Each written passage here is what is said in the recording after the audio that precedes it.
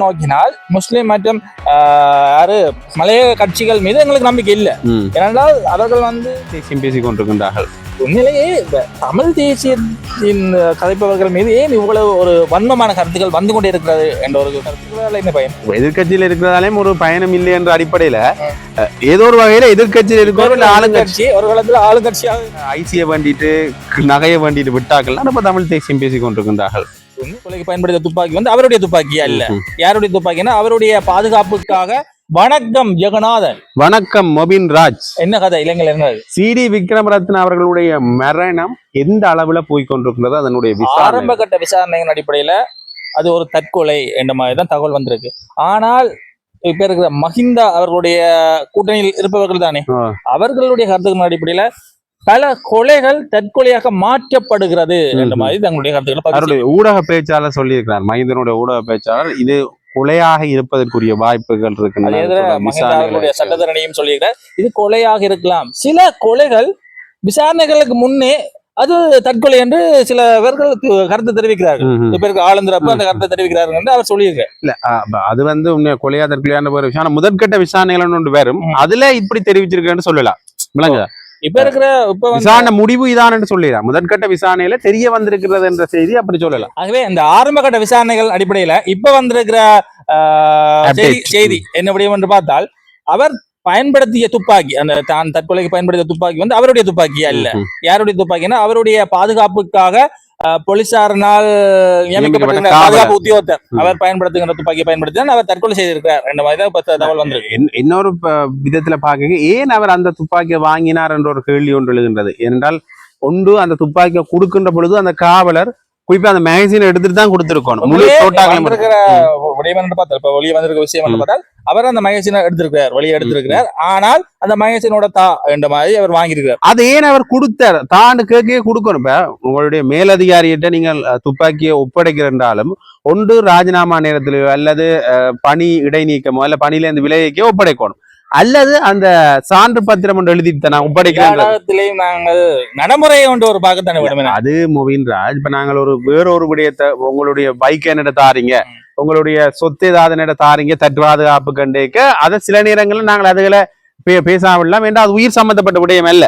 இது உயிர் சம்பந்தப்பட்ட ஒரு விடயத்துல எப்படி இப்படியான ஒரு விடயங்களை செய்வார்கள் விசாரணைகள் செல்றது. அதன் அடிப்படையில வந்து பாருங்க எதிர்காலத்துல எப்படி ஏன் இது நடந்தது, எதற்காக நடந்தது என்ற பல்வேறுபட்ட விடயங்கள் வெளியே வரும் என்ற மாதிரிதான் பார்க்கப்படுகிறது. பார்ப்போம் தொடர்ச்சியாக. உண்மையிலே இந்த மஹிந்த தரப்பு பொதுஜன பெரமுன தரப்பு இது ஒரு தற்கொலையாகவே ஏற்றுக்கொள்ள இல்லை என்ற ஒரு நிலைப்பாடுலாம் இருக்கின்றார்கள் இல்லையா? மஹிந்த அவருடைய சட்டத்தரணி சொல்லியிருக்கிறார் இது பல தற்கொலைகள் வந்து பல கொலைகள் வந்து தற்கொலையாக மாற்றப்படுகிறது என்ற மாதிரி சொல்லியிருக்கிறார். ஏற்கனவே கபில சந்திரசேனருடைய மரணத்திலையும் அவர்கள் தரப்புல இந்த விவாதம் முன்வைக்கப்பட்டது. ஆனால் உண்மையிலேயே இது அவர்கள் தரப்புல இருந்து செய்யப்பட்டிருக்கலாம் என்ற ஒரு விமர்சனம் முன்வைக்கப்பட்டது இல்லையா? ஏனென்றால் அவர்களுக்கு எதிராக ஏதேனும் விசாரணைகள் முன்னெடுக்கப்படும் போதுதான் இந்த கொலை சம்பவங்கள் நடைபெறுகிறது, அல்லது இந்த தற்கொலை சார்ந்த விடயங்கள் நடைபெறுகிறது என்றுதான் இப்ப வந்து பெருமளவில் பேசப்படுகிற ஒரு விடயம். இப்ப மஹிந்தா அவர்களுடைய அந்த விசாரணைகள் தொடர்பான ஒரு விசாரணை வரும்போதுதான் யாரு கபில சந்திரசேன அவர்கள் வந்து மரணிக்கிறார். அதே போலதான் இப்பவும் ஒயிட்டுநாறு தாக்குதல் தொடர்பான விசாரணைகள் இவர்களுக்கு மத்தியில முன்னெடுக்கிற நேரத்துல இவருடைய மரணம் நிகழ்கிறது. இப்ப இதற்கு வந்து மன அழுத்தத்தில் அவர் இருந்தார் என்று பல்வேறு காரணங்கள் இப்ப கூறப்படுகிறது. ஆயினும் தொடர்ச்சியாக இந்த விடயங்களை எடுத்து நோக்கினால் இவ்வாறான விடயங்கள் காணப்படுகிறது என்றது வெளிப்படையா தெரிகிற விடயம். அடுத்தது இது இவ்வாறு இருக்கு. உண்மையிலே இதுக்கு சரியான விசாரணை நடத்த வேண்டாம். இவர் ஒரு பெரிய 200க்கும் மேற்பட்ட மக்களுடைய கொலையோட சம்பந்தப்பட்டிருக்க என்ற விமர்சனம் முன்வைக்கப்படுகிறது. இலங்கையினுடைய போலீஸ் மாதிபராக இருந்த ஒரு காலத்துல சட்ட ஒழுங்கு என்ற ரீதியிலே நாங்க இங்க பார்க்கணும்.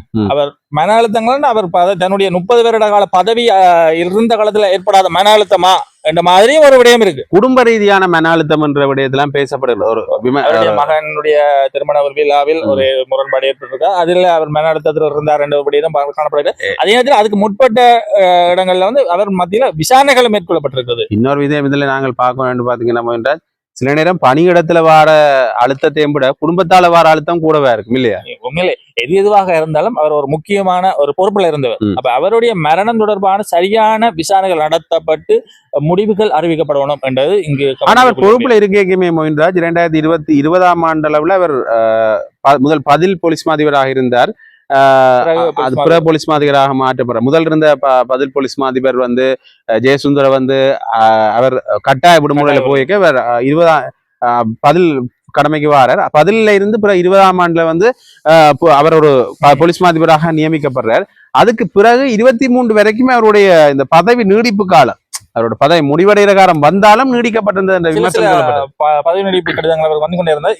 இதன் பின்னணியில கூட என்ன யாரை இவர் காப்பாற்றுவதற்காக தான் பதவியில் இந்த மாதிரி ஒரு கோணம் காணப்படுகிறது. உண்மை நிலை எது அறிய முடியவில்லை. ஆனால் தொடர்ச்சியாக பார்ப்போம் என்னதான் இந்த விசாரணைகள் எவ்வாறு செல்ல போகிறது என்பதனை, அவருடைய மரணத்துக்கான காரணம் கண்டறியப்படுமா இல்லையா, மூடி மறைக்கப்படுமா என்பதை நாங்கள் தொடர்ச்சியாக பார்ப்போம்.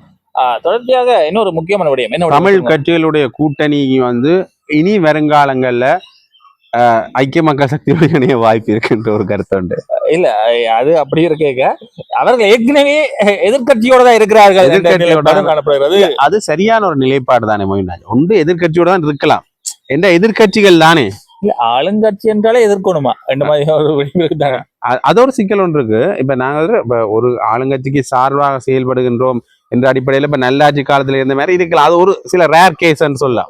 எதிர்கட்சியில் இருக்கிறதால என்ன பயன்? எதிர்கட்சியில இருக்கிறதாலையும் ஒரு பயணம் இல்லை என்ற அடிப்படையில ஏதோ ஒரு வகையில எதிர்கட்சியில் இருக்கிறோம் இல்ல ஆளுங்கட்சி ஒரு காலத்துல ஆளுங்கட்சியாக இருந்தது தானே. அப்ப இருக்க இவர்கள் அவர்களோட இருந்தார்கள் தானே. அப்பொழுது என்னத்தை பெற்று தந்தார்கள் என்ற மாதிரி ஒரு விடயம் இருக்கு தானே. இன்னொரு விடயம் என்றால் இப்ப தமிழரசு கட்சி பிரதான தமிழ் கட்சியாக காணப்படுற ஒரு கட்சியை வச்சுக்கொள்வோம். அந்த கட்சி இப்ப ஜனாதிபதி தேர்தலில் யாருக்கு வாக்களிக்கணும்னு சொல்லியிருந்தார்கள்? இப்ப அவர்கள் ஏதோ ஒரு வகையில மறைமுகமாக ஐக்கிய மக்கள் சக்திக்குரிய ஆதரவு நிலைப்பாடுலாம் இருக்கிறார்கள் என்ற ஒரு விஷயத்தை நாங்க ஏற்றுக்கொள்ளணும். அதே மாதிரி மனோ கணேசன் யாருக்கு ஆதரவு நிலைப்பாடுல இருக்கிற? சைத்துக்கு. அப்ப இருக்கிற பெரும்பான்மையான ஆக்கள் எதிர்கட்சியோட ஆதரவு நிலைப்பாடுல இருக்கிறார் என்ற அடிப்படையில அந்த கருத்தும் வந்திருக்கு. அதை ஏற்றுக்கொள்ளத்தான் வேண்டும். ஒரு வகையில பிரதான எதிர்கட்சியோட தான் அவர்கள் இருக்கின்றார்கள். அந்த கட்சியில உறுப்பினரா சேரையில இது கட்சியோட இருக்கின்றார்கள். என்ன பயன் இல்ல. ஆனா ஒரு நிலைப்பாடு ஒன்று இருக்கு. என்னன்னா எதிர்கட்சிகள் இருக்கிற நம்பிக்கை இனம் தான் இந்த தமிழ் கட்சிகளுடைய கூட்டமைக்கிறதுக்காக காரணம். ஆளுங்கட்சி மீது இருக்கின்ற நம்பிக்கை இனம், ஆளுங்கட்சி மேல இருக்கிற நம்பிக்கை இனமும் எதிர்கட்சி மேல இருக்கிற நம்பிக்கை இனம் இந்த கட்சியோட இருந்தா எங்களுடைய சில இன ரீதியான விடயங்களை எடுத்துக்கொள்ள முடியாது. அப்படி சொல்றீங்க. ஆனால் சைத் அவருடைய கட்சியை சார்ந்த ஒருத்தர் சொல்ற இந்த தமிழ் கூட்டணி வந்து இப்ப வந்திருக்கு, நாங்கள் ஏற்றுக்கொள்றோம், இவர்கள் அப்படியும் எதிர்காலத்துல எங்களோட வந்து இணைந்து கொள்வார்கள். அதுக்காண்டி தான் அந்த கருத்தை முன்வைக்கிறார்கள். ஏன்னா எதிர்கட்சியோடையும் இவர்கள் எதிராக இருக்கிறார்கள் ஒரு கண்ணோட்டம்.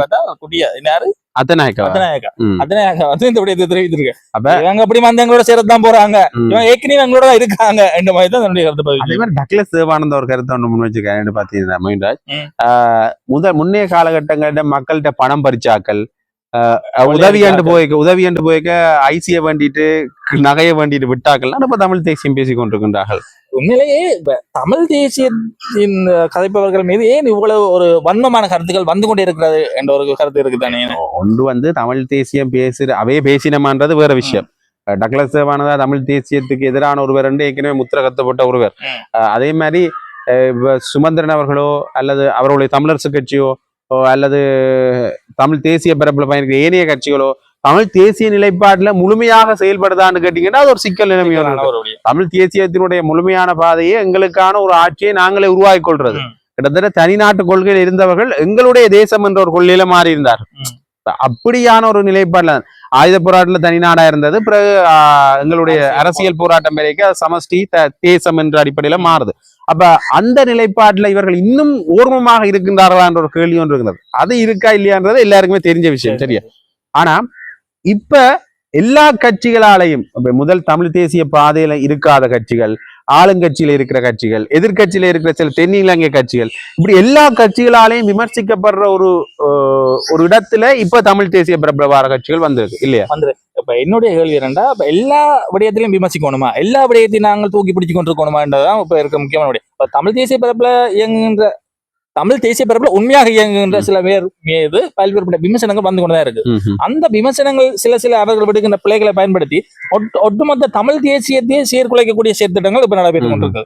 அதைத்தான் நான் இங்க வன்மையாக கண்டிக்கிறேன். அப்ப சில விடயங்களை வைத்துக்கொண்டு தமிழ் தேசியத்தில் பயணிப்பவர்கள் எல்லாருமே ஏதோ விதத்துல என்ன முரண்பாடான கருத்துக்களை அவர்கள் மீது புகுத்தி தமிழ் தேசிய இருப்பை வந்து சீர்குலைக்கிறார்கள் என்ற மாதிரி நாங்க பார்க்கணும் இந்த இடத்துல. சரி, இது இவ்வாறு கேட்க இந்த விஷயத்த டக்ளஸ் தேவானந்தா மட்டும்தான் சொன்னவரான்னு கேட்டீங்கன்னா எங்களுடைய மணி அணியினரும் மான் கட்சியை சேர்ந்தவர் மணிவண்ணனே சொல்லியிருக்காரு இல்லையா?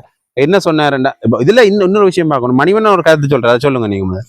என்ன கருத்து சொல்றீங்க? முஸ்லீம் கட்சிகள்ல எங்களுக்கு நம்பிக்கை இல்லைன்ற மாதிரி. கடந்த கால வரலாற்றை எடுத்து நோக்கினால் முஸ்லிம் மற்றும் யாரு மலையக கட்சிகள் மீது எங்களுக்கு நம்பிக்கை இல்லை.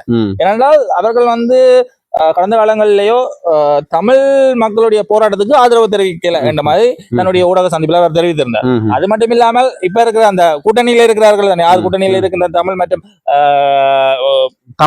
தமிழ் பேசும் கட்சிகள் வந்து முஸ்லிம் கட்சிகள், முஸ்லிம் காங்கிரஸ் மற்றும் மலையக கட்சியை சார்ந்த உறுப்பினர்களை எடுத்து நோக்கினால் என்ன, கடந்த காலத்துல ஆளும் கட்சியோட இணைந்து அமைச்சு பதவிகளை பெறுவதற்காக தங்களை தாங்களே நளினப்படுத்திக் கொண்டிருந்தார்கள் என்ற மாதிரி தன்னுடைய கருத்து. ரெண்டு கட்சி மட்டும்தான், தமிழரசு கட்சி இல்ல இதுல. அதை விடுவோம். இல்ல இது என்ன கேள்வின்னா நேரடியாக அவர் விமர்சிக்கல, இது அவருடைய கருத்து. அப்ப அதே மாதிரி இதுல விக்னேஸ்வரனை பாருங்க, கிட்டத்தட்ட விக்னேஸ்வரனும் மணிவண்ணனும் இப்ப ஒரே பாதையில செல்றாங்கன்னு தான் பேசப்படுது.